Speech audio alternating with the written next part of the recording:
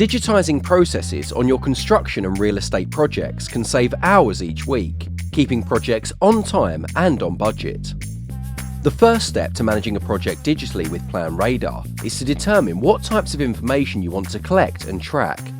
Then you create forms to match your requirements. Forms determine what information is captured in a ticket. A ticket is where you track tasks, jobs, defects, and more.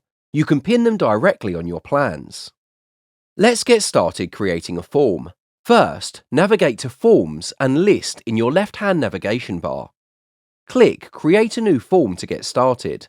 Then give your form a name. Here you build your form by selecting fields which appear in your ticket. There are two types of fields. First are default fields, where the film name cannot be changed.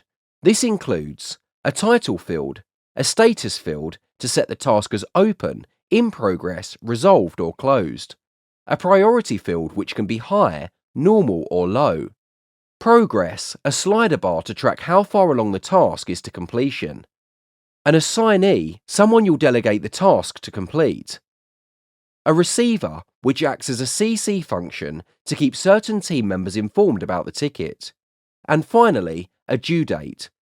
Team members can adjust their profile settings to receive reminder emails ahead of the due date. These fields appear in the ticket exactly as they are shown here. The second type are customizable fields. Here you can change the field name to whatever you need. For example, you could add a long text field and name it Description. You could add a number field and name it Estimated Cost. Or you could add a checkbox and align it to something that needs to be checked off on site, such as fire doors inspected. Now let's talk about the list field. This is a drop-down menu where users can select from predefined options. Let's say you want your team to fill in the weather at your project site each day. You'd add a list field to your form and title it Weather. Then you'd need to apply a list. Click Save on your progress. Then, let's click over to the list view to set up these options. In the list view, click Create a new list, then name your list.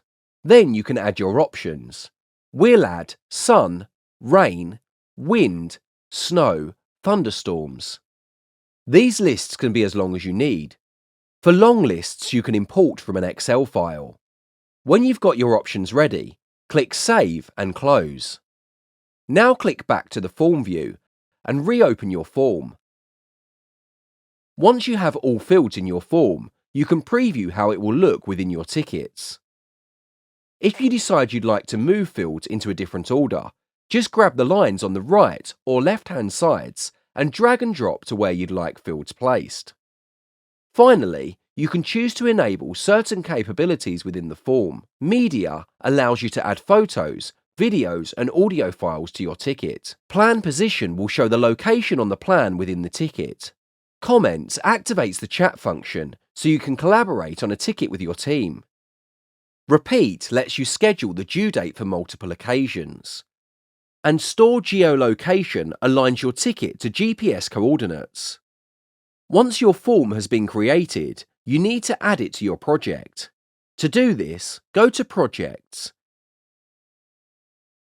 Select the project you want to add it to. Click Forms. Then apply your form to the project. Once you've added your form, you also need to apply the list you've created. Select the list from the drop-down menu and click Apply. The forms and list only need to be created once, then can be applied to any project, making project setup fast and simple.